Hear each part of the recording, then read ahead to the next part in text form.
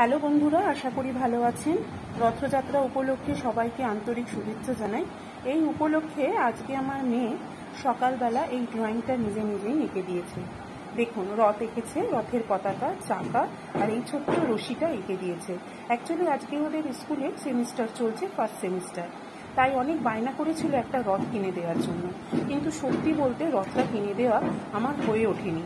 আমি ওকে কথা দিয়েছি রথের মেলা নিয়ে যাব, রথের যা যা যাবতীয় উৎসবে হয় পালন করব, অর্থাৎ পাঁপড় ভাজা এইগুলোকে খাওয়াবো, জিলিপি।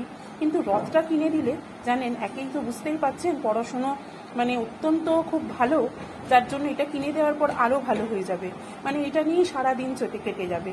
তো যার জন্য কিনে দিইনি ওকে, কিন্তু আমি ওকে খাতায় রথ আঁকতে বলেছি এবং বলেছি এর মধ্যে দিয়ে আনন্দটা পালন করতে। আপনারাও জানা নেবেন আপনাদের বাড়িতে ছোট শিশুরা কিভাবে আজকে রথ উৎসব পালন করছে, রথের মেলা।